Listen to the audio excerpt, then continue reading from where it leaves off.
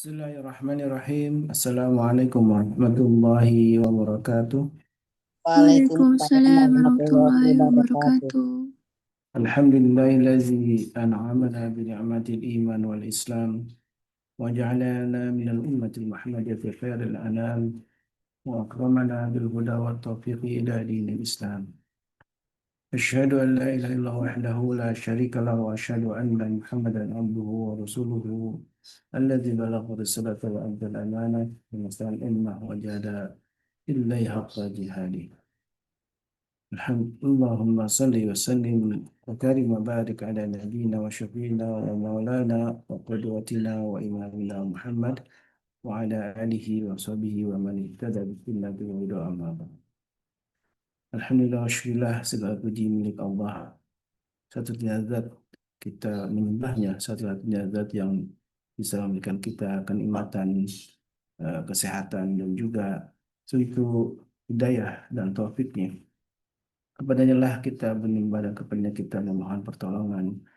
Dan begitu banyak nikmat yang telah Allah berikan untuk kita semua. Nikmat yang salah satunya nikmat sisa umur kita yang mari kita sama-sama manfaatkan untuk memperbanyak istighfar kita dan juga untuk memperbanyak pundi-pundi amal kita sebagai bekal di akhirat kelak.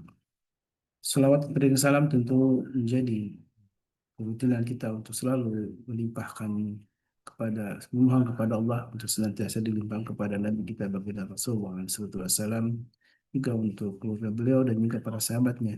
Dan mudah-mudahan kita termasuk umatnya yang mampu menjalankan sunnah-sunnahnya, mendakwahkan sunnah-sunnahnya, menghidupkan sunnah-sunnahnya, hingga kita layak untuk mendapatkan syafaat dari beliau. Amin Allahumma amin. Sahabatku yang bukan Allah, di pagi ini bersama guru kita saya dari Al-Jambari di Sabtu yang ketiga ya. Inilah kita sudah masuk di Sabtu ketiga di bulan Oktober ini. Sudah terasa ya. Kita sudah menapaki hari demi hari dan mudah-mudahan hari yang kita lewati penuh dengan keberkahan. Dan salah satunya kita isi dengan hadir dalam majelis ilmu setiap pagi dan juga di malam hari. Dan ini mudah-mudahan menjadi salah satu wasilah untuk mendapatkan ridha Allah Subhanahu wa taala, dan akan disebutkan dalam sabda Nabi yang mulia, orang yang menuntut ilmu untuk menuntut ilmu ini disebutkan dalam hadis Nabi, sallallahu bi tariqan ila jannah, maka Allah akan mudahkan baginya menuju surga. Dan majelis ilmu betapa mulianya sehingga disebutkan dalam sabda Nabi yang mulia, orang yang hadir dalam majelis ilmu eh, disebutkan Allah turunkan sakinah, Allah liputi majlis ini dengan rahmatnya, dan Allah turunkan para malaikat, dan para malaikat yang tentu salah satunya mengaminkan doa-doa kita dan mohon ampunkan, para malaikat memohon ampunan untuk kita semua yang hadir dalam majlis ini. Dan Asal jangan malaikat maut aja, Ustaz. Allah, iya. Dan Allah akan menyebutkan orang-orang yang hadir dalam sini. Masya Allah. Ya, itu Kalau sudah ada ajalnya tadi ya. datang malaikat terus nggak tahu malaikat maut ikut, Masya waduh, Allah. agak repot. Kalau malaikat rahmat sih enak ya gitu ya. Malaikat maut ini agak repot. Sehat, sehat. Alhamdulillah sehat walafiat. Sehat. Insya Masya Allah nih Allah. tadi sarapan paginya Masya Allah udah pagi-pagi udah sarapan Ustaz nih. Ini alpukat, Ustaz, cuma alpukat doang, Ustaz. Masya Allah. Aduh. Itu lemak terbaik katanya ya. Iya, proteinnya juga tinggi nih Nanti, alpukat ini. Tapi kalau kadang-kadang anak suka, saya ini sampai digabung dengan nasi Ustaz. Jadi kan Masya Allah, gimana rasanya itu? jadi dicampur, oh ini kayaknya enak katanya. Ini seperti karena sudah tidak lagi makan sambal gitu ya. Sekarang kan sudah karena menghindari sambal, jadi sambalnya itu dari alpukat tuh, jadi apa namanya di blender gitu ya. Bukan di blender, di eh, pejek-pejek itulah apa namanya di Kocok. Insya Allah. Alhamdulillah, syukurlah kita bisa juga nih, nampaknya juga jamaah sedang sambil ngopi juga nih. Kecuali saya nih kayaknya yang belum. Baru minum Bu air Darmi, Bu batu. Darmi lagi sarapan juga itu. Insya Allah. Alhamdulillah. Mudah-mudahan Allah sehatkan kita semua nih. Ya, mudah-mudahan Amin. dia sudah sehat ya. Alhamdulillah. dan juga yang lainnya juga jemaah semuanya. Mudah-mudahan Allah senantiasa juga limpahkan keberkahan. Saya sarapannya bubur, Ustaz. Masya Allah, masih berani juga makan bubur ya, Bun. Masya Allah. Jangan lupa itu gulanya tinggi tuh bubur itu. Baik, Alhamdulillah sambil menunggu guru kita menyelesaikan sarapannya, kita doakan ya sama-sama saling mendoakan dan ini kenikmatan majelis ilmu ini bisa saling mendoakan.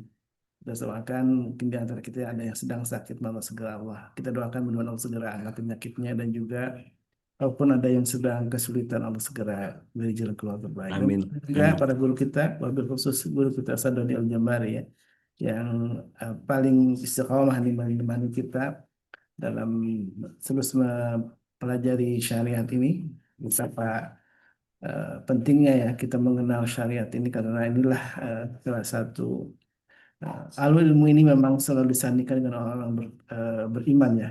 Dalam soal mujadah disebutkan Allah akan mengangkat derajat orang yang beriman dan juga orang yang berilmu. Dan orang yang selalu menuntut ilmu ini, insya Allah ya, kemarin sempat disebutkan oleh Ustaz Dodi Al-Jambari, Allah mengepakkan, menurunkan malaikat dan malaikat mengepakkan sayapnya ya, untuk menurunkan rahmatnya bagi kita semua. Insya Allah ini dan majlis ilmu menjadi tempat yang mustajabah kita untuk berdoa kepada Allah Subhanahu wa taala. Maka jangan lupa untuk sisipkan doa-doa kita untuk kita, keluarga kita, para sahabat kita dan juga wabil khusus untuk saudara-saudara kita di Gaza yang sampai saat ini alhamdulillah sudah masuk ke apa namanya gencatan senjata ya, tapi belum tentu nih kalau Israel seperti biasa akan melanggar perjanjian dan kemudian eh, tetap ambisinya untuk melenyapkan Hamas kan luar biasa ya. Kita doakan mudah-mudahan para mujahidin Allah beri kekuatan, kesabaran, ketabahan dan juga kekuatan seluruhnya untuk melawan para penjajah Zionis Israel ya, la'natullah alaihim. Baik, jamaah Allah, mari kita sama-sama mempersiapkan diri untuk menerima nasihat-nasihat dan juga penjelasan syariat ini dari guru kita Ustaz Al-Jambari yang masih temanya tentang adab zifaf ya, tentang ini tema dalam rumah tangga sangat penting untuk kita pahami, jangan sampai kita sudah berumah tangga puluhan tahun tapi malah ilmunya belum dapat, terlambat. Ada yang komplain, Ustaz? Tidak kayak komplain. Iya. Ini dapat undangan, terus ini temanya nggak asik banget katanya. Tadinya nggak pengen punya pasangan, jadi gimana dah katanya. Soalnya yang apa yang jawab ini janda soalnya, Ustaz. Jadi aduh gitu, agak kurang pas katanya. Nggak apa-apa lah ya, kita perlu ilmunya ya. Baik, alhamdulillah kita siapkan diri kita dan saya persilahkan kepada guru kita kepada Al Jambari Hafizahullah Ta'ala untuk sama mengurai kembali tentang bagian-bagian penting dalam rumah tangga yaitu ada bersifat yang wajib kita pahami ya karena ini menjadi bagian unsur keharmonisan keluarga salah satunya yang paling juga penting yang kita pahami dan itu contohnya dari Rasulullah SAW. Sallallahu alaihi wasallam. Baik, tafadhol masykur Ustaz. طيب شكرا جزاكم الله خير متعال الله في كل حياتكم إن شاء الله أستاذ. Amin, amin. بسم الله.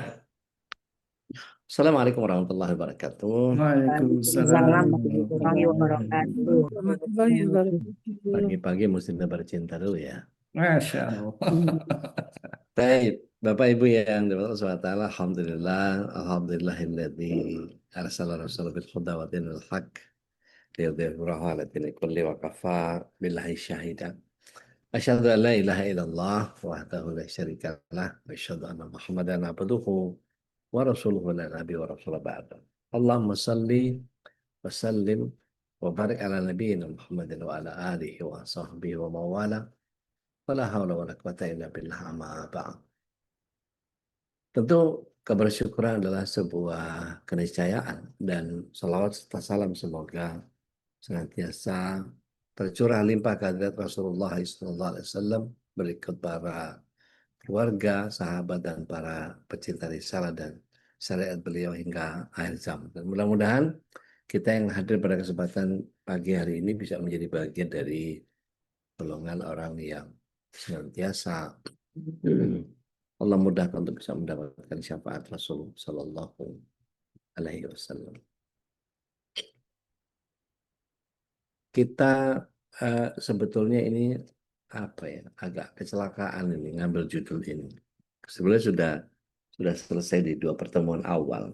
Jadi semalam saya tumbang ba'da maghrib, terus begitu ngelihat loh kok ada musibah pagi-pagi gitu.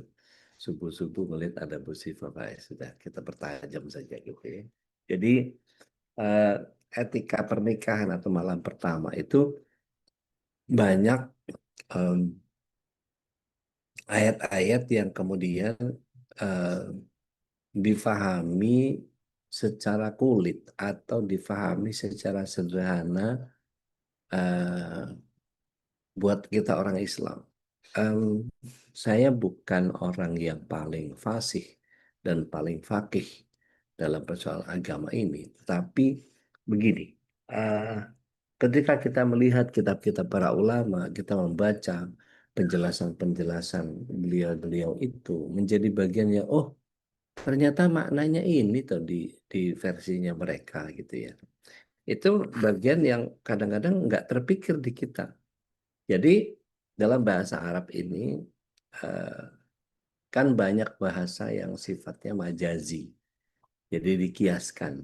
Dan khusus bab jima, Allah SWT tidak pernah kasar, vulgar, seronok untuk menyampaikan bab-bab berkait dengan jima ini.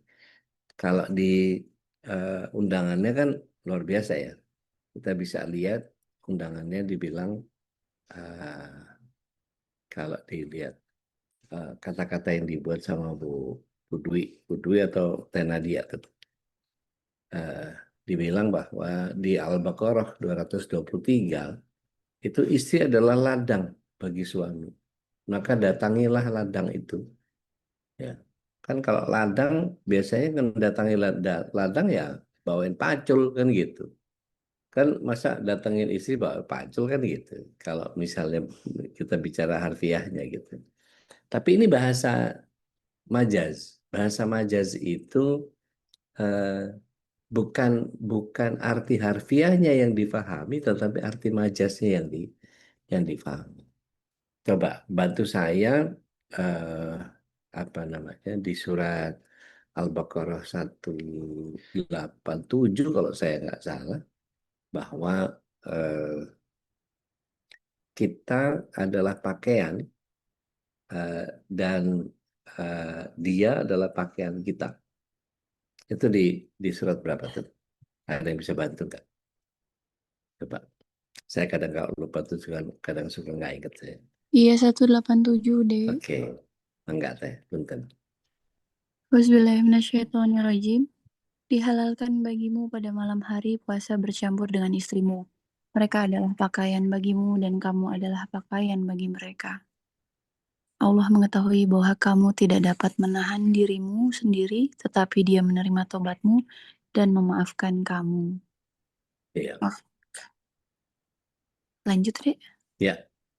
Maka sekarang campurilah mereka dan carilah apa yang telah ditetapkan Allah bagimu. Makan dan minumlah hingga jelas bagimu perbedaan antara benang putih dan benang hitam, yaitu fajar. Kemudian sempurnakanlah puasa sampai datang malam. Tetapi jangan kamu campuri mereka ketika kamu beritikaf dalam masjid. Itulah ketentuan Allah, maka janganlah kamu mendekatinya. Demikianlah Allah menerangkan ayat-ayatnya kepada manusia agar mereka bertakwa. Syukran. Jazakumullahu khairan. Jadi gini, Bapak Ibu. Tadi disebut bahwa dia adalah pakaian dan kamu adalah pakaiannya. Habis ngomong pakaian, habis itu ngomong campurilah dia. Loh, kan gitu. Jadi bahasa libas. Libas itu pakaian memang. Artinya gini, kalau dalam bahasa majas, libas yang dimaksud itu adalah dia adalah pakaianmu. Yang boleh bersentuhan dengan seluruh kulitmu adalah pakaianmu. Ngerti maksudnya nggak? Jadi sebagian ulama menyatakan bahwa yang dimaksud dengan libas itu adalah ya yang bisa menyentuh seluruh kulitmu ya pasangan gitu. Bahkan bagian yang paling intim sekalipun ya pasangan gitu. Nah, kalau kita bersumber kepada fikih klasik dan kontemporer gitu ya, ada bersifat seperti Syekh Muhammad Nasruddin Al-Albani gitu ya, atau ulama seperti Imam Asyuyuti atau Ibnu Qudamah gitu ya. Itu kita bisa apa namanya? Mencoba untuk kalau meneliti kayak saya kesannya kita lebih jago gitu. Tapi kita coba bedah gitu ya. Secara ilmiah modern, etika bicara tentang adab zifaf ini mendukung kesehatan mental dan fisik pasangan. Jadi lebih kepada eh, mengurangi stres pasca pernikahan dan mencegah konflik awal rumah tangga. Coba, mohon izin ya. Eh, begitu Anda menikah, siapa di sini yang pernah ikut pendidikan pranikah? Ada berapa orang yang pernah ikut pendidikan pranikah? Dulu kalau nggak salah itu ada P4 ya. Coba pengen tahu dari sekian banyaknya ada 36 orang nih. Ya, ada 36 orang yang pernah ikut pendidikan pranikah ada berapa orang pengen tahu? Coba ngacung aja. Loh kan nggak ada. Artinya apa? Artinya menikah itu trial and error. Artinya kita tidak prepare untuk menikah itu. Kita tidak mempersiapkan dengan matang bagaimana pernikahan itu. Padahal seharusnya kalau kemudian kita di Malaysia itu minimal 10 pertemuan. Kalau nggak salah eh, dulu di KUA itu ada yang namanya apa BP4, eh, Badan Penyuluhan Pendidikan Pernikahan terus apa gitu. Saya lupa. Siapa yang bisa bisa bantu apa namanya cari BP4 itu apa tuh di KUA. Tapi sekarang rasanya sudah enggak lagi. Artinya gini. Masih Ustaz, sekarang masih Masih ya, ada. masih ada ya, masih Satu ada ya. anak saya kemarin tuh ada. Oh, Masya Allah. Ada berapa pertemuan minimal pun? Satu sih, minimal tuh Ya. satu pertemuan. Walaupun harusnya beberapa kali, tapi dipadatkan. Iya. Jadi sebetulnya itu minimal setidaknya 10 gitu ya, 10 kali pertemuan dengan materi yang berbeda atau minimal di squeezing jadi 4 gitu ya. Yang saya pahami seperti itu. Artinya kalau setiap keluarga itu kemudian mau dia mempersiapkan bagaimana seorang suami, bagaimana seorang istri, bagaimana suami istri versi dan seterusnya. Itu bicara tentang urusan psikologi, belum bicara tentang bagaimana terhadap mertua, bagaimana terhadap orang tua dan seterusnya dan seterusnya. Itu makanya kemudian salah satu program yang saya asuh adalah sekolah ayah bunda itu menjembatani supaya ya nggak fatalis banget lah gitu. Selama ini kan seperti yang saya bilang banyak orang yang nah itu BP4 singkatan Badan Penasehatan Pembinaan dan Pelestarian Perkawinan. Nuhun teh, Insya Allah. Jadi BP4.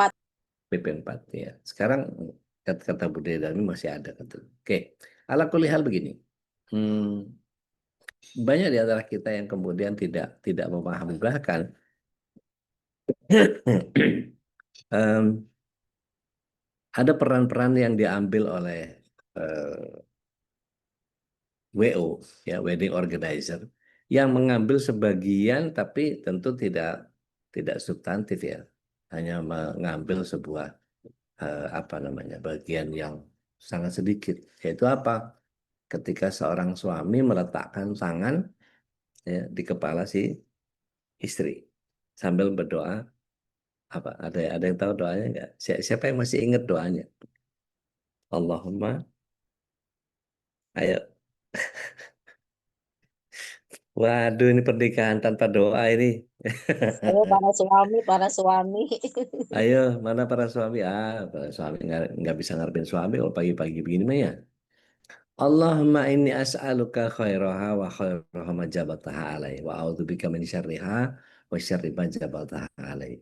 Saya waktu mencoba untuk meraktekkan itu di pernikahan salah satu kerabat, itu langsung para jamaah, Ustadz, aku kok nggak digituin ya sama suami, boleh nggak digituin Ustadz sekarang? Boleh, saya bilang. Nggak ada masalah, daripada nggak sama sekali, kan mending telat gitu ya. Terus yang satu ngerjain tuh, saya boleh nggak digituin, tapi sama Ustadz, ya gitu, kocak deh, mulai deh. Kalau suka ngelawak tuh aneh-aneh aja. Artinya gini Bapak Ibu yang diberkahi Allah SWT. Hikmah syariatnya kalau kita secara ilmi modern itu etika ini tidak hanya mencegah konflik awal rumah tangga, tapi selaras dengan temuan psikologi bahwa komunikasi lembut di awal pernikahan itu meningkatkan ikatan emosional jangka panjang. Coba nanti tanya sama para dokter deh, hormon apa saja yang efektif bekerja untuk mengendalikan rasa dan emosi? Ya, ada oksitosin, ada dopamin, ada. Nah, itu kapan memunculkan itu? Kalau saya pelajari dari beberapa penelitian aja bahwa mencium bibir, ya, mencium bibir pasangan itu 6 detik saja, tuh, Mbak, Kak, Pak, Mbak. Nah, terlepas mau pakai lidah mau enggak, mau melumat atau tidak gitu ya, bersentuhan 6 detik itu oksitosinnya muncul. Itu kan berarti bonding antara suami dengan istri menjadi sangat luar biasa. Jadi kalau misalnya seorang suami pergi berangkat terus kemudian dia cuma sekedar cium tangan terus cium kening, udah gitu, maka ya nggak akan seefektif oksitosin yang tadi saya bilang bahwa engkau adalah pakaiannya dan dia adalah pakaianmu.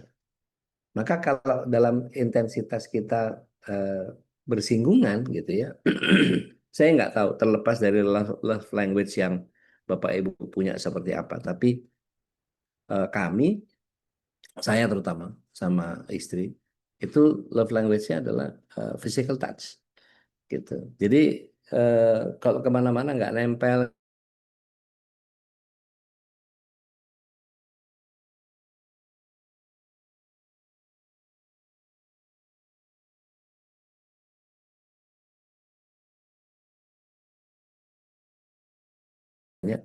eh, kita ini nggak pernah apa namanya eh, nggak pernah bulan madu. Iya, karena sepanjang pernikahan kita ini bulan madu semua isinya. Itu cara ngeles supaya nggak keluar duit lebih banyak. Oke, kita balik lagi. Ketika setelah doa memohon keberkahan tadi, berlindung dari apa, berlindung dari keburukan, memohon kebaikan, ada bagian yang saya nggak tahu. Bapak Ibu dulu sholat sunnah bareng nggak sebelum malam pertama? Nah, itu kalau kalau bisa sekarang nih, wah sekarang mah udah tua Ustaz, udah susah. Oke, saya bilang kalau makannya dibagusin, nutrisinya dibagusin, ada olahraga-olahraga khusus misalnya seperti sit up atau frog style atau kegel atau apalah ya gitu. Itu setidaknya kalau kita mau menjaga minimal squat deh, real squat atau wall sitting gitu. Setidaknya gitu. Makanya saya gemes banget nih MKI kayak mesti punya apa namanya, punya aliran senam sendiri nih gitu ya, senam keluarga. Itu sebaiknya tidak hanya sekedar menghadirkan doa saja, tapi tanpa ikhtiar kesehatan. Artinya kalau kita kemudian sholat sunnah bareng sebelum berhubungan itu menjadi bagian yang eh, doanya setelah sholat sunnah itu kalau kita lihat di beberapa hadis itu ada doa Allahumma barik li fi ahli wa barik lahum fiyya. Ya Allah berkahi aku dan keluargaku. Ini membangun satu ikatan yang bersifat spiritual. Artinya mulai dengan bercanda, mungkin ngasih minum atau berbagi makanan, atau saya nggak tahu. Kalau nggak ada alergi mungkin seafood gitu ya, protein-protein tinggi lah gitu ya. Jangan telur setengah matang ya. Mungkin kita makan sesuatu yang lebih lebih apa lebih bagus gizinya gitu ya, apa salmon atau apa segala macam.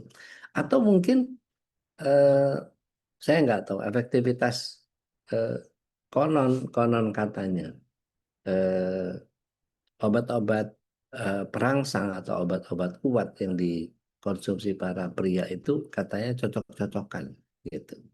Nah, saya nggak tahu apakah apa semodel apa, Viagra yang gitu-gitulah, nggak paham saya, nggak pernah konsumsi soalnya. Jadi yang begitu-begitu tentu membuat kita menjadi menaikkan apa tingkat PD ya. Maka sebaiknya kalau mulai bermasalah, coba tolong jangan malu untuk konsul ke apa itu dokter apa itu androlog atau apa itu. Mohon dikoreksi saya kalau keliru. Atau kita ke beberapa dokter-dokter digestif yang apa eh, dokter-dokter yang spesialis untuk masalah-masalah eh, digestif sebetulnya atau kulit kulit kelamin. Nggak ngerti, saya belum pernah konsul yang begitu gitu khusus gitu ya. Nah, eh, yang jelas berarti kalau kita ingatkan anak-anak kita hindari pacaran atau khalwat karena begini, em, nafsu itu seperti api, dia akan membakar apa saja. Maka ajarkan kepada anak-anak kita bahwa kalau yang pacaran itu tolong di stop deh, jangan pacaran dulu. Atau saya nggak tahu, tunangan, tunangan atau tukar cincin itu berarti sudah boleh jalan bareng gitu, berarti boleh nonton bareng, boleh makan bareng, boleh keluar bareng, kan enggak ya? Itu kan adatnya Belanda ya, adatnya Barat, yang kemudian seharusnya kita tidak mengadopsinya gitu. Karena itu menyebabkan ya mau nggak mau sekarang itu ada banyak hotel yang kemudian membebaskan siapa saja, pokoknya KTP salah satu mereka nggak peduli, pokoknya yang penting duitnya duitnya dapat. Tapi ada beberapa hotel-hotel syariah yang kemudian mengharuskan KTP-nya harus harus sama gitu. Makanya kemana-mana itu kalau kita apa namanya pengantin baru terutama ya, kalau bisa itu bawa kopi kopi akta nikah gitu. Ada foto kopi akta nikah bahwa kita sudah menikah. Meskipun KTP-nya juga beda, artinya kita tunjukkan bahwa kita valid gitu. Nah, eh, di dalam surat 17 ayat yang ke-32 itu ada larangan ya. Ada yang berkenan baca? Monggo, silakan. Silakan kalau ada. Ada yang berkenan baca nggak? 17:32. Oke.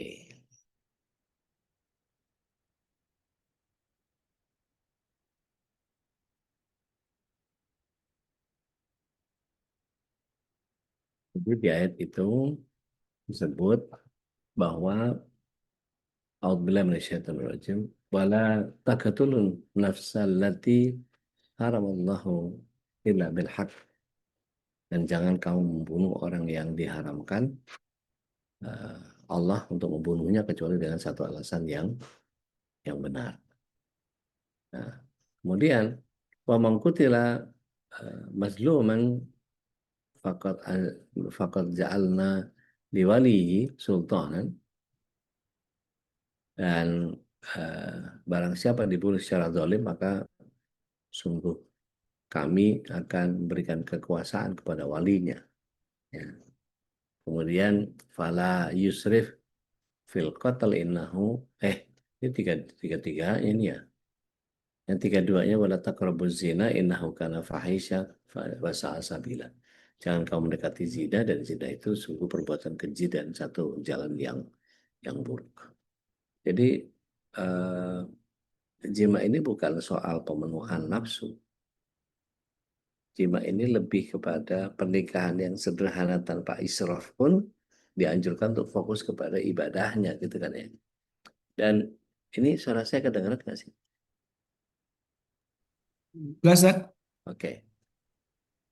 Dan kalau kita melihat fikih jima sebagai sebuah cabang fikih yang mengatur hukum antara suami dan istri, termasuk yang halal, yang haram, yang sunnah, yang makruh.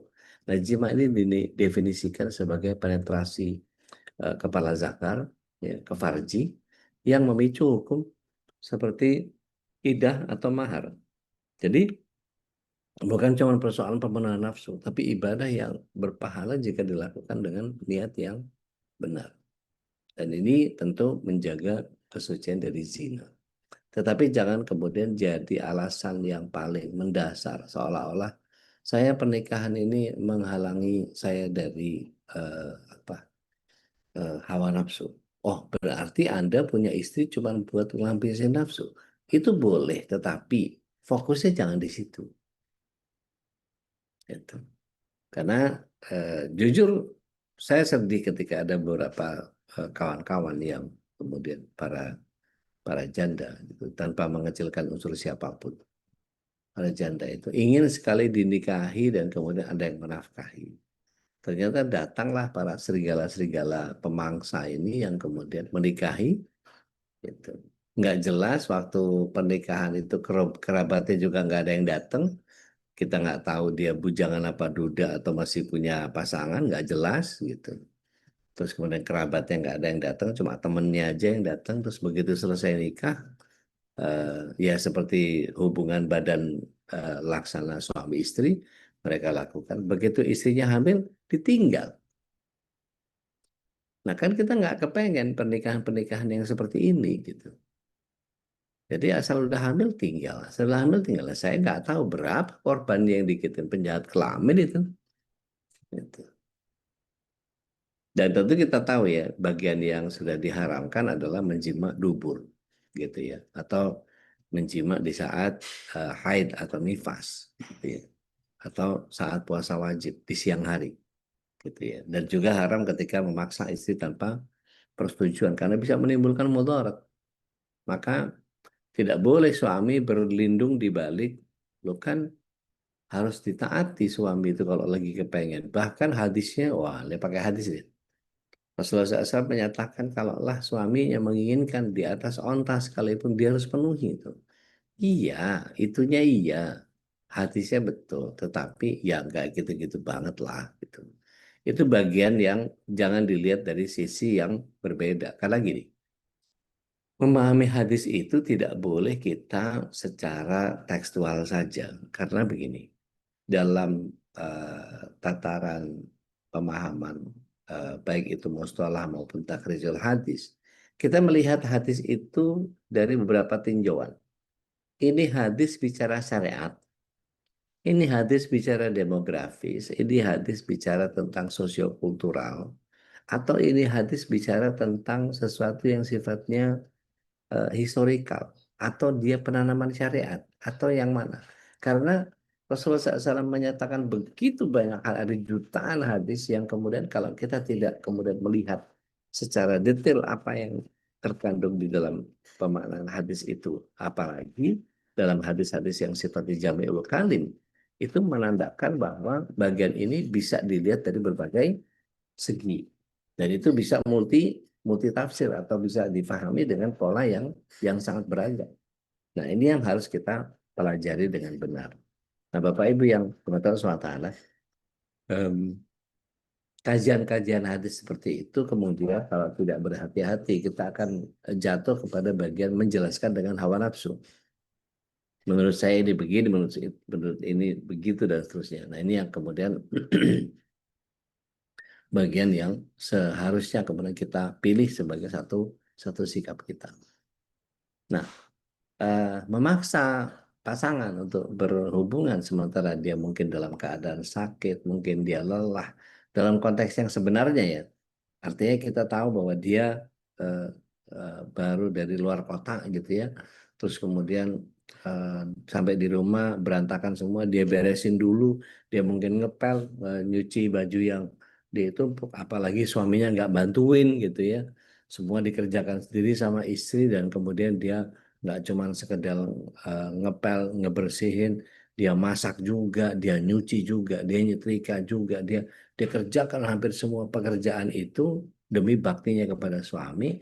Begitu dia waktunya istirahat, suami ingin melampiaskan hawa nafsunya. Sudahlah nggak mau bantuin, gitu. Cuman mau apa istilahnya? Cuman mau ngelepas spermanya saja. Nah, tentu pernikahan bukan yang seperti itu kan.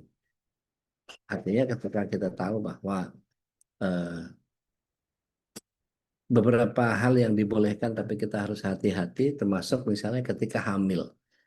Ketika istri hamil tuh boleh nggak berhubungan? Boleh, tapi beberapa eh, eh, dari sisi kedokteran justru justru hati-hati.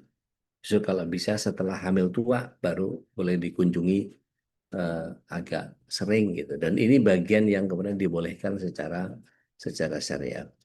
Nah, dari perspektif sains modern, aliran ini melindungi kesehatan reproduksi. Artinya menghindari infeksi saat haid. Dan tentu saya nggak tahu apakah secara emosional orgasme bersama ini menjadi mencegah ketidakpuasan atau saya nggak tahu.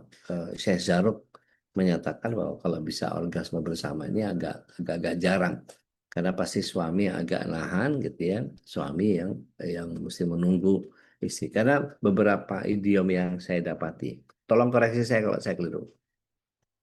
eh, Suami lebih cepat ejakulasi gitu ya, sementara istri agak panjang, agak sustain. Maka triknya adalah buat istri lebih nyaman dulu dengan keadaan, dirangsang dulu dengan beberapa bagian-bagian intim, kemudian yang itu disepakati ya, bukan bukan pakem. Oh harus gini, harus gini, harus ini enggak. Itu setiap orang punya daerah sensitif yang masing-masing. Seperti misalnya kita punya sidik jari beda-beda, retina itu cetakannya beda-beda, DNA kita beda-beda, genomik kita darah beda-beda. Sehingga ketika kita tahu kita memperlakukan pasangan kita punya ada orang yang kalau disenggol di lehernya dia langsung apa jelek orang namanya. Ada yang ditiup aja bisa sampai nangis itu gitu. Ada beberapa yang kemudian kayak kulit badak gitu mau dicolek mau diapain ya bukan itu bagian sensitifnya gitu. Kemudian dia ada tempat-tempat yang lain gitu. Nah, itu tidak bisa setarakan bahwa template-nya pasti gini gitu. Enggak ada. Nah, ini yang kemudian eh, mendukung pertumbuhan populasi umat manusia yang kalau umat Islam ya pasti harus kuat ya selaras dengan Rasulullah SAW yang beliau bangga kalau punya umat yang besar di akhirat. Nah, Bapak Ibu yang dirahmati Allah Subhanahu wa Ta'ala, wewangian jadi perlu nggak sih? Gitu. Perlu. Gitu. Tapi justru wewangian-wewangian yang disepakati itu nyaman. Artinya gini, jangan suami senangnya parfum apa, sementara istrinya bau apa sih ini nggak enak banget. Padahal menurut suami ini enak. Gitu. Tapi jangan salah, ada beberapa kawan-kawan saya yang kemudian diberikan parfum dari dukunnya. Nah ini udah mulai kesyirikan kalau sudah mulai begini. Itu dia pakai untuk ketika berhubungan sama istrinya. Dia dia pakai parfum itu hanya untuk kebutuhan berhubungan dengan istri. Supaya apa? Supaya istrinya lengket sama dia, supaya istrinya nggak mau lepas dari dia dan seterusnya. Padahal dia zolimnya minta ampun. Gitu. Nah, alhamdulillah sih sekarang sudah selesai karena ruqyah, karena beberapa treatment yang dilakukan gitu. Itu alhamdulillah sih sudah nggak demanding lagi sama suaminya karena tadi ada kedekatan kepada Allah yang membuat beliau menjadi luar biasa. Nah, doa yang eh, melindungi diri dari setan atau keluarga dari setan itu kemudian bagian yang coba saya tanya. Suami yang harus baca istri mengaminkan atau istrinya ikut ikut berdoa juga yang Allah majannibna syaitan majannibni syaitan marozaqtana itu suami yang berdoa istri ngaminin atau coba selama ini mungkin doanya aja nggak tahu saya baru tahu sekarang lah aduh parah ini jadi apa mesti dimutabaah hari-hari nih yang begini-begini artinya begini kalau kita eh, melakukan itu atas dasar kesukaan atau kecintaan kita bahkan mohon izin ketika jima itu boleh melakukan dengan gaya apa saja yang penting pada tempatnya artinya nggak boleh anal ya itu dilaknat sama Allah SWT gitu Dan pastikan kepuasan yang bersama itu sebaiknya suami istri punya waktu yang sama. Maka kejujuran perlu dipahami, gitu ya. Disampaikan saja mana yang nyaman, mana yang nggak nyaman. Nggak suka digituin, coba diginiin dan seterusnya. Itu menjadi bagian yang bisa dikoreksi setiap saat.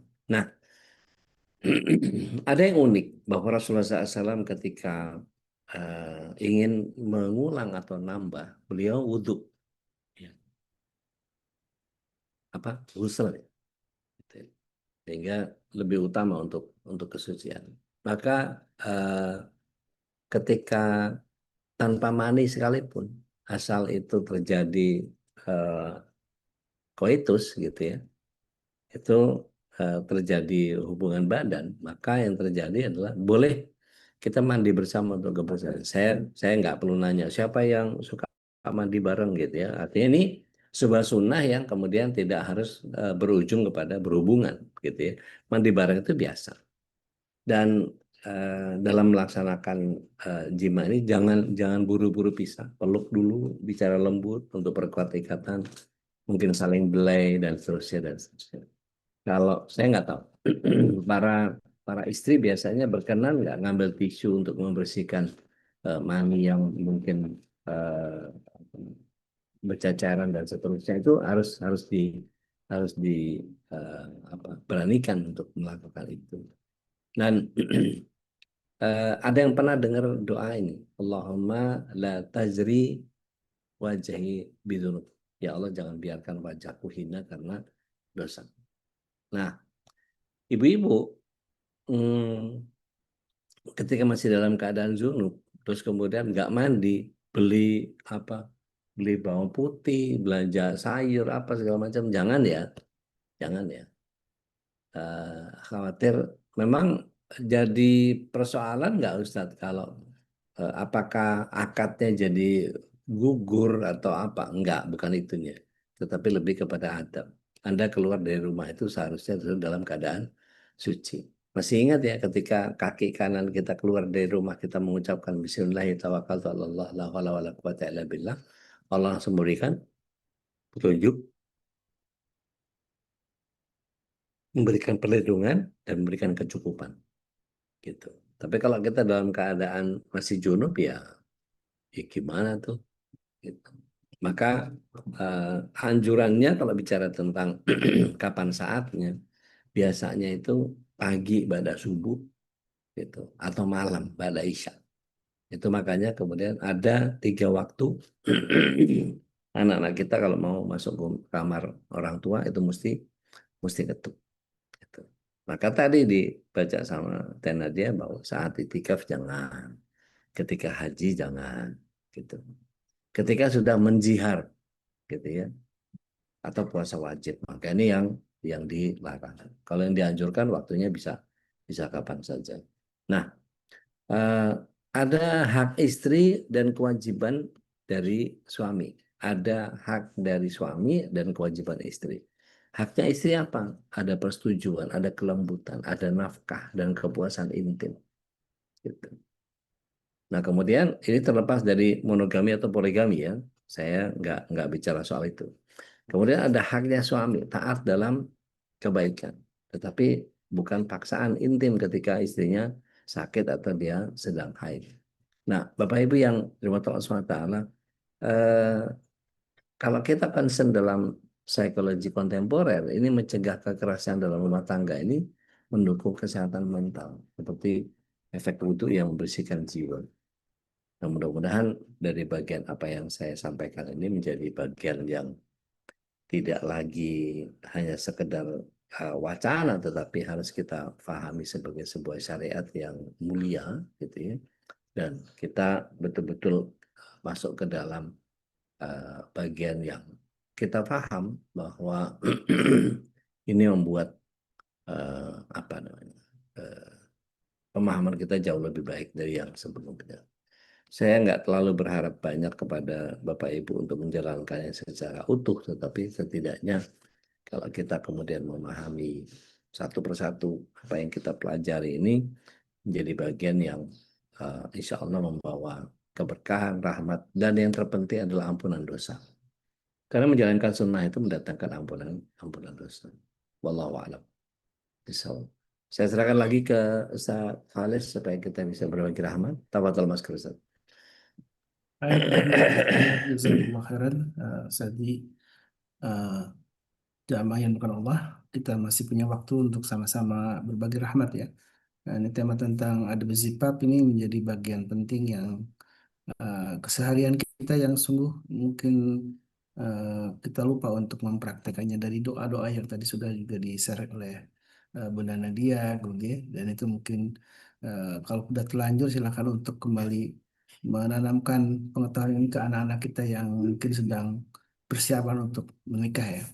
Dan ini doa-doa yang tentu berharap semua persoalan yang ada dalam rumah tangga ini diselesaikan karena Allah, karena keberkahan dalam ala keluarga kita. Bagaimana doa pada para pengantin yang mungkin juga sudah dihafal ya. Bukan doa keberkahan yang disebutkan ketika dalam keadaan baik maupun dalam keadaan susah. Maka kita mohon kepada Allah untuk melimpahkan kepada dua pengantin itu untuk sebuah keberkahan dan ketaatan kepada Allah Subhanahu wa taala. Silakan jemaah yang ingin berbagi, sharing tentang tema ini. Jadi bukan hal yang tabu saja membahas tentang adab zifaf ini, karena ini adalah bagian penting dalam syariat ini yang harus juga diajarkan untuk anak-anak kita yang akan menikah gitu ya. Oh, iya. Penting sekali ini, sangat penting dan menjadi bagian untuk membangun sebuah keharmonisan keluarga. Itu adalah salah satunya dengan memahami apa syariatnya yang sudah diajarkan oleh Rasulullah SAW. Ada ini Ustaz, ada kesalahpahaman tentang pokoknya kalau anak saya sudah nikah, saya nggak mau ngurusin lagi, saya nggak mau tanggung jawab. Salah ya, Bapak Ibu nggak boleh. Tetap bimbingan agamanya mereka itu tetap kita yang ngasih tahu, tetap kita yang ngejagain. Supaya jangan sampai mereka melakukan kesalahan-kesalahan yang pemahamannya tidak sebanyak kita. Jadi kalau misalnya saya sih nggak ngurus lagi anak saya, lu nggak boleh. Begitu nikah justru diarahin supaya kita bisa ngumpul lagi. Karena keimanan itu butuh kepada amalan-amalan yang sahih. Gitu. Ini banyak orang tua yang kemudian udah nikah, udah nggak diurus sudah. Bahkan cucunya makan makan jalan-jalan, cucunya makan sambil nyender, cucunya melakukan begitu banyak kesalahan yang dulu dulu kita selalu bawel, tangan kanan, tangan cantik, jangan nyender, ini itu apa segala macam, nggak, ternyata nggak diterapkan dalam dalam keluarga. Ini juga nggak boleh kita membiarkan keluarga kita. Iya. Ada sering yang mengatakan ini, Ustaz, karena banyak sekali nih fenomena anak-anak autis sekarang ini, Ustaz ya. Anak-anak autis kemudian ya berkebutuhan khusus gitu. Ya kemudian ada yang mengatakan wah ini kayaknya ketika berhubungan tidak baca doa dan lain sebagainya. Ini apakah sebuah tuduhan yang layak atau gimana, Ustaz? Ini sebuah fenomena yang Wallahu a'lam, wallahu a'lam. Bisa bisa jadi begitu, tapi kalau saya lihat dari beberapa kasus yang ada, itu eh, ada beberapa orang yang kemudian, padahal saya udah baca doa loh Ustaz, kenapa anak saya begini ya, gitu. hmm, Artinya faktornya jadi banyak itu, faktornya jadi banyak. hmm, Artinya gini, yang dimakan jadi penting nggak? Haram atau halal? Gitu. Cara memperolehnya ngerusak doa nggak? Kan dalam beberapa konteks kalau kita lihat itu berarti eh, ya ngerusak juga gitu. Percuma percuma berdoa karena apa yang dia lakukan adalah kesalahan gitu. Kalau rekeningnya masih riba, hmm. gitu. Hidupnya berantakan terus nyalahin kesolehan yang dia lakukan, oh masya Allah. Ya nggak gitu juga kan, itu jadi satu kesalahan proses berpikir juga gitu. Wallahu a'lam. Ini ada pertanyaan dari Ibu Fauzana, Ustaz, tentang Ya, perjanjian pranikah nih ya, bagaimana hukumnya. Barangkali mungkin tadi eh, bolehkah katakanlah mungkin kalau ingin detailnya saja ada seorang calon istri gitu yang kemudian meminta dalam perjanjian ini nggak boleh poligami. Ini apakah dibolehkan nggak dalam syariat misalnya ini di perjanjian. Kalau kalau boleh saya dinikahi tapi dengan satu syarat tidak mau dipoligami ini apakah disyariatkan apa bukan apa dibolehkan dalam syariat nggak? Baik, kalau kita lihat itu kayaknya perjanjian pernikah itu sebetulnya bukan apa kerancuan ya. Kalau saya melihatnya bahwa eh, perjanjian pernikah itu sebetulnya kalau dalam Islam saya nggak pernah ngelihat ya. Artinya kalau kita runut gitu ya, eh, bahwa ada beberapa hal yang kita perlu jaga gitu ya. Artinya eh, kalau marah jangan mukul. Nah, itu mungkin bagian yang rasanya nggak perlu bikin apa namanya, nggak perlu bikin surat perjanjian itu sih bisa diomongin kan ya gitu. Artinya gini, kalau kita lihat asal usulnya gitu ya, apakah prenuptial agreement dalam istilah syariat itu memang ada? Apakah diakui dalam Islam? Meskipun ini bukan bagian dari rukun nikah, ya. Kan kalau rukun nikah kan jelas ada ijab kabul, ada wali, ada saksi gitu ya. Tetapi dalam fikih Islam, terutama di kompilasi hukum Islam ini, Ustaz Saiful ini Ustaz pengantin nih yang bisa menjelaskan secara utuh ini.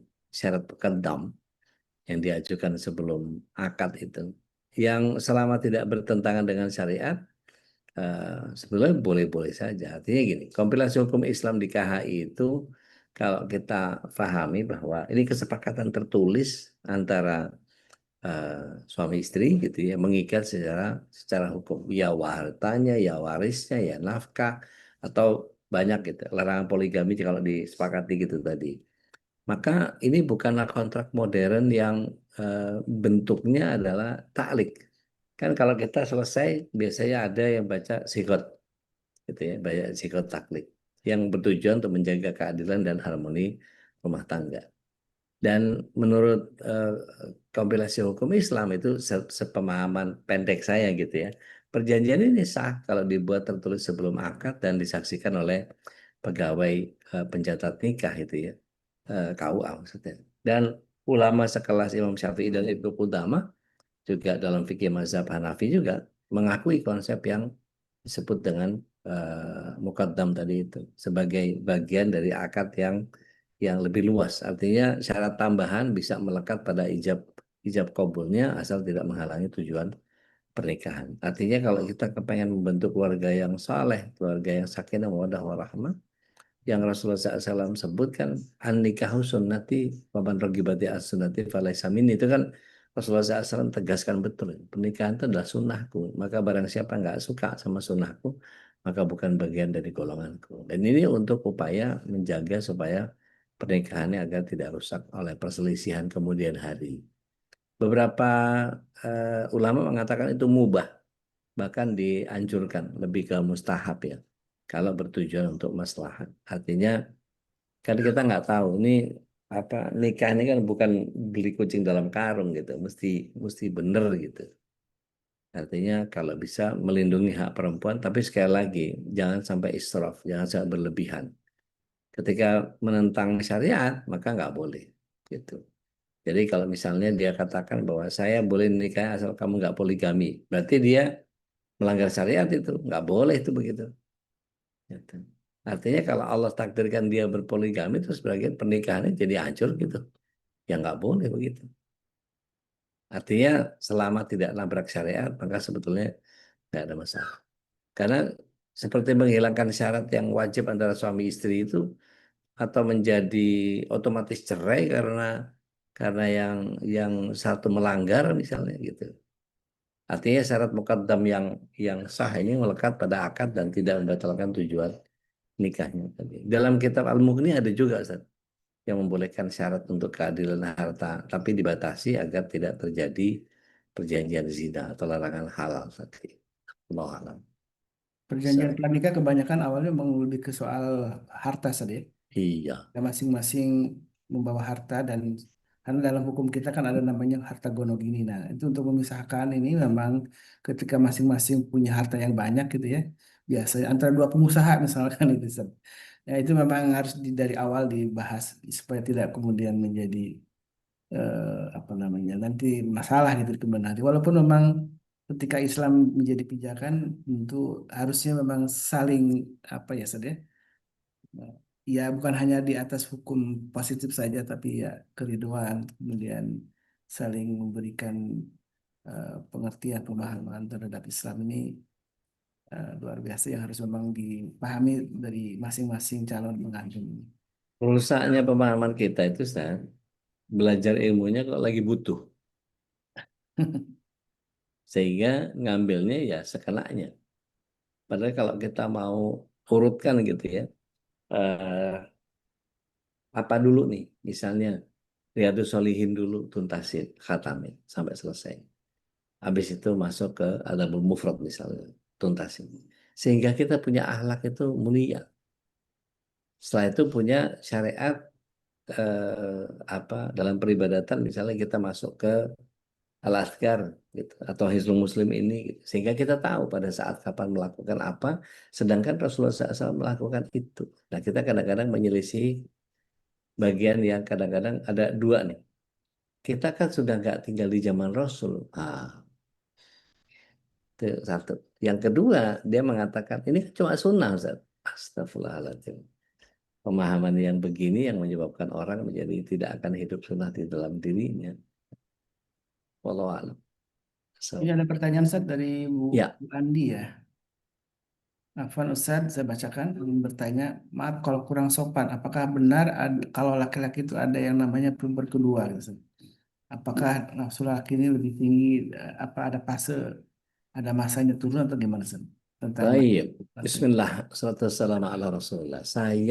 Pribadi ya, saya pribadi gak melihat itu sebagai sebuah puber kedua. Artinya gini, kalau dalam sebuah keluarga kemudian istrinya mampu menyelesaikan urusan suaminya, seorang istri mampu menerima suaminya tanpa membebani suaminya, maka suami nggak akan cari lagi tempat yang lain. Dia akan menuntaskan kepada istrinya. Atau suami punya kesolehan yang cukup sehingga dia mencukupkan dengan apa yang ada di dalam syariat ini. Saya melihat ada beberapa kawan-kawan saya yang ketika ketemu sama perempuan, dia nunduk. Nggak mau lihat mata, nunduk. Setiap kali ngomong nunduk. Paling ngelihat sebentar dan nunduk lagi. Nunduk lagi. Untuk jaga mata. Saya nggak tahu gejolak hatinya mungkin gila ini orang cakep banget nih. Kalau gue biarin gue tomprok nih. Nah itu bagian yang dia harus menyelesaikan diri sendiri seperti itu. Artinya kemampuan orang, kan bahasa kasarnya gini. Laki-laki setiap melihat perempuan pasti kalau ada kesempatan yang memungkinkan bisa nidurin, ditidurin. Karena memang laki-laki itu mesum. Laki-laki itu cabul memang. Tetapi syariatlah yang kemudian membuat dia menjadi menjaga marwahnya, menjaga harkatnya, menjaga dirinya. Jadi kalau kemudian sampai ada puber kedua yang dianggap oleh sebagian besar orang, saya nggak tahu apa gejalanya atau saya nggak punya referensi yang khusus tentang itu. Tetapi ketika istri membosankan, ketika istri ngeselin, ketika istri melakukan kesalahan-kesalahan berulang, maka pantas nggak kalau suami ini kemudian mengalihkan perhatiannya ke yang lain karena ada bagian yang belum terselesaikan. Kalau kita lihat dari sisi kebutuhan emosional, wajar orang melakukan itu.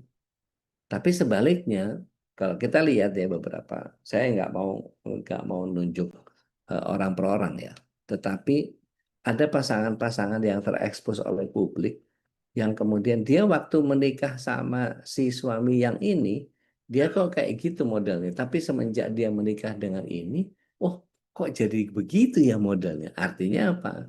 Cara suami mentreatment istri juga menjadi lebih penting. Atau sebaliknya, seorang suami yang menikah dulu waktu istrinya si Anu, wah dia mah lepek banget apa segala macam kayak nggak keluar pamor. Tapi begitu dia nikah sama istri yang sekarang, gitu, wah dia lebih masya Allah lebih ini itu apa segala. Nah artinya tidak ada pakem di dalam yang suami harus gini, istri harus gitu dan seterusnya. Ini menjadi bagian yang sangat sangat personal. Saya lebih senang melihat keluarga itu lebih utuh, satu keluarga itu, dan kemudian tidak bisa copy paste dari yang lain kecuali kesolehan gitu. Wallahu alam. So, kalau ada yang eh, salah mungkin monggo di apa namanya, dikoreksi, silakan. Baik, silakan Bunda Nadia. Sudah resen tadi. Assalamualaikum warahmatullahi wabarakatuh. Waalaikumsalam warahmatullahi wabarakatuh. Udah, boleh nggak Ya, sih pasangan nyuruh pasangannya untuk misalnya kalau bau asem mandi gitu terus atau apa supaya nggak bau mulut suruh kumur-kumur dulu tapi terus terang gitu gimana udah. Terima kasih. Assalamualaikum. iya. Bismillah, salatu wassalamu ala Rasulullah. Boleh nggak begitu? Boleh, nggak apa-apa. Tetapi tentu dengan cara yang santun. Artinya, eh, kalau misalnya gini, kita lihat situasinya lah. Kalau dia lagi malas-malesan gitu, terus kemudian disuruh mandi, mungkin juga malas banget mandi itu, gitu. Atau dia dalam keadaan apa, mulutnya mungkin habis makan apa tapi lupa sikat gigi dan seterusnya, gitu ya. Itu nggak apa-apa kita pakai apa namanya, mouthwash atau apa itu namanya, mouth spray atau apa tuh yang kemudian kita sambil bercanda gitu ya, merem-merem membuka mulutnya, semprot cos gitu, Kasih permen, Sat. kasih permen gitu, Relaksa. gitu, kasih permen boleh gitu. Artinya kalau kemudian kalau punya kedekatan yang cukup, eh mulut kamu bau sekarang ya, itu nggak apa-apa kalau memang punya kedekatan yang nggak membuat, karena ini kan ya nggak ada orang lain gitu kan. Artinya bukan bukan diomongin di ketika ada orang tua, ketika ada mertua, ketika ada adiknya, ketika apa segala macam. Itu boleh nggak deketin, habis itu pegang kepalanya, bisikin. Mulutmu bau kalau dekat sama orang nanti apa kecium baunya nggak enak. Kubur dulu deh. Bisa dengan cara seperti itu. Artinya ini kemampuan mendeliver message. Karena eh, buat saya cara menyampaikan pesan itu menjadi sangat luar biasa. Gitu. Wallahu alam. So, jadi bolehnya boleh, tetapi tadi lihat cara. Waktu beberapa waktu yang lalu saya bilang, ada nggak orang yang mau saya kasih dinar emas 10 keping, tapi saya lempar ke mukanya? Nggak mau lah. Mau emas kayak mau apa kayak, tapi ngasihnya dengan cara yang kasar, ngapain? Nggak ada urusan. Jadi Islam dengan seluruh kemuliaan dan keindahan ini kemudian disampaikan dengan cara yang nggak santun, orang juga malas urusan sama kita. Gitu. Wallahu a'lam. So, Jazakallah khairan udah. berkadar, barakallahu fiik. Baik, alhamdulillah. Taib. Tidak ada, mudah-mudahan ini jadi bagian penting untuk menambah eh, bekal ilmu kita ya dalam menata keluarga kita. Sebagaimana nih yang sudah diinisiasi sama Bunda Nadia di menata jodoh. Nah, mudah-mudahan ini ada program yang berkaitan dengan sekolah pranikah ini memang penting ya. Silakan nanti Bunda Nadia dengan pengurus untuk merumuskan gimana nih realisasinya program menata jodoh ini yang memang bagian kita untuk sama-sama menjadikan majlis ini untuk eh, kebaikan gitu ya. Salah satunya mungkin bagi yang belum menemukan jodohnya menjadi satu jaga sarana wasilah atau yang sudah mendapat jodoh tapi bagaimana tambah harmonis keluarganya salah satunya dengan mengikuti sekolah pernikahan ya. Akademi pernikahan ini penting tidak hanya yang untuk yang belum menikah, tapi juga yang sudah menikah pun tentu menjadi bagian yang harus kita perbaiki. Baik, alhamdulillah. Jadi ini Zat, jadi perpanjangan tangan dari BP4 tadi. Iya, Jadi iya. kalau kalau bisa kita punya program itu, udah BP4 suruh suruh endorse ke ininya MKI ya, nggak apa-apa. Dan bisa Seru jadi ada juga itu. banyak bintang tamu juga yang sudah Nah, mempraktekkan dalam keluarganya masing-masing ya. ya, so, Dan itu jadi inspirasi. Dan mungkin juga jamaah yang tidak perlu harus narasumber yang memang sudah terkenal gitu ya. Bersama jamaah juga yang ingin mempresentasikan tentang bagaimana eh, trik-trik dalam keluarganya. ya. Bisa jadi mungkin Itu juga salah satu upaya untuk berbagi kebaikan ya. Dan Nah, ini Bu beberapa Ira, dulu, Bu Ira pertanyaannya seru nih. Izin tanya udah, kalau seseorang takut nikah lagi karena takut zong lagi dosa nggak? Kalau dibilang dosa sih saya nggak tahu ya, tapi dia akan kehilangan keutamaan pernikahan. Artinya gini, eh, apakah ini termasuk berburuk sangka sama sama Allah? Bisa jadi gitu. Artinya gini, Rasulullah SAW itu istri, suami ketiganya Ibunda Khadijah. Coba seandainya Ibunda Khadijah punya rasa kapok untuk nikah lagi, bisa jadi istrinya nggak tuh? Nggak jadi. Artinya gini, kalau kita niatnya nyarinya ke Allah. Maka model suami yang kayak apa saja urusan saya sama Allah. Maka setiap apa yang kita kerjakan untuk suami, masaknya, nyucinya, apalah semua, sampai gandengan tangan aja ngerontokin dosa. Kalau kita kepengen ngerontokin dosa lewat pasangan, lakukan pernikahan.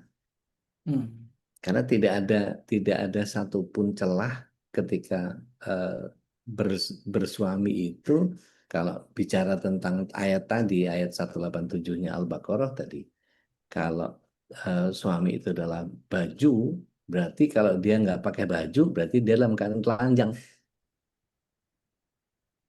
Berarti sekarang ini Anda sedang telanjang, atau agamanya separuh terus. Karena separuh agama itu dari pernikahan. Gitu. Jadi kalau takut ngezong lagi, justru minta sama Allah, cocokin, dicek dulu, ta'aruf dulu dalam konteks, kemudian saya mau sama, misalnya sama duda yang beranak pun nggak apa-apa, tapi perangainya yang ini, yang sholatnya ke masjid terus, yang boleh kalau dengan pola yang seperti itu. Dengan iya. berharap bahwa dia pasti mendapatkan pasangan yang jauh lebih soleh daripada suami yang terdahulu. Minta aja sama Allah. Nggak ada yang salah. Insya Allah. Suami sebagai pintu surga tadi. Ya, sahih.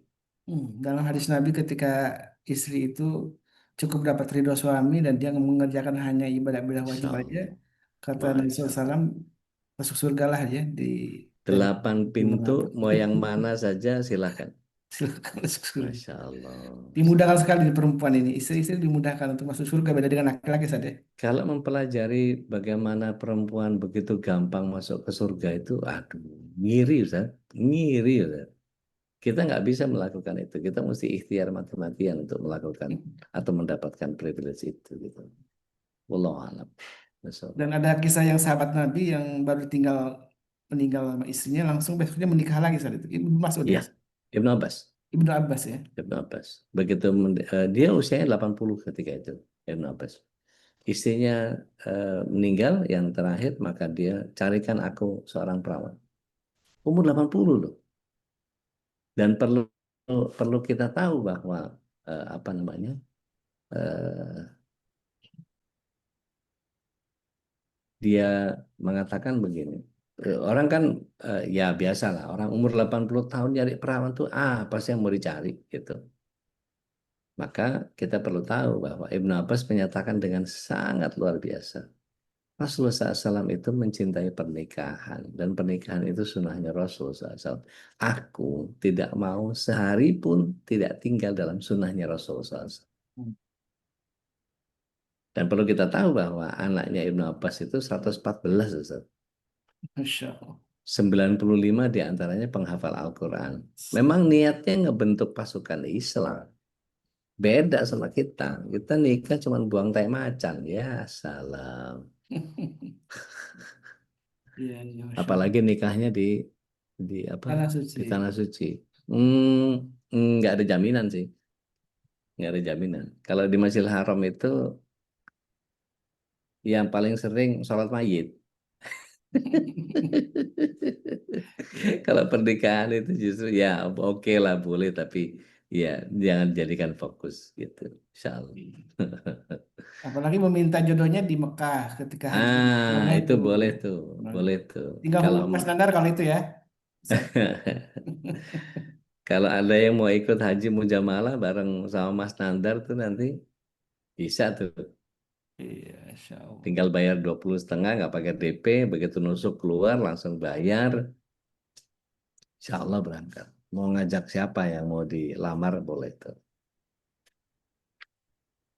Baik, Ustaz. Masya Allah, tabarakallah, jazakallah khairan, Saudari Al-Jambari, Masya Allah, jazakallah ta'ala. Barakallah. Mudah-mudahan Allah senantiasa memberikan rahmat dan keberkahannya untuk kita semua ya. Apalagi di momen penting di kajian di pagi ini memang eh, para malaikat mengaminkan, tapi bukan malaikat maut ya Ustaz ya, Masya Allah. Malaikat rahmat yang datang saat Ya mengaminkan Rob. semua doa-doa kita. Dan mari sama-sama yang belum dapat jodoh, sama-sama berdoa kepada Allah. Mudah-mudahan kita aminkan, doakan juga para sahabat kita semuanya di sini yang belum dapat jodoh mendapat jodoh, dan yang sudah berkeluarga pun Allah karuniakan keberkahan, mungkin ditambah dengan putra putrinya ya, tambah anak tambah banyak, tambah berkah saja insya Allah ya. Salam. Dan juga kalaupun yang mungkin ingin nambah istri lagi juga boleh dalam syariat, tapi Boleh. banyak syaratnya Boleh. ya yang harus dipenuhi gitu ya. Dan kebaikan-kebaikan mudah-mudahan Allah Subhanahu wa taala senantiasa tambah keberkahan, kebaikan untuk kita semua, dan salah satunya dengan hadir dalam majelis ilmu setiap pagi rutin, dan juga rutin bersedekah di pagi hari. Masya Allah, ini pelengkap ibadah kita. Mudah-mudahan Allah Subhanahu wa taala ridho dengan amal kita, dan kita ucapkan syukur atas semua nikmat ini, karena tidak semua orang bisa menikmati sajian majelis ilmu di setiap pagi bersama sahabat-sahabat semuanya. Mari kita tutup dengan doa kafaratul majlis. Subhanakallahumma Bihamdika bihamdika asyhadu an nasyhadu la an la ilaha ilaha illa illa anta nastaghfiruka wa natubu ilaik. Assalamualaikum. Mohon kalau ada kekhilafan, Assalamualaikum warahmatullahi wabarakatuh. Waalaikumsalam warahmatullahi wabarakatuh. اللهم ارحمنا بالقرآن واجعله لنا إماما ونورا وهدى ورحمة. اللهم ذكرنا منه ما نسينا وعلمنا منه ما جهلنا وارزقنا تلاوته آناء الليل وأطراف النهار واجعله لنا حجة يا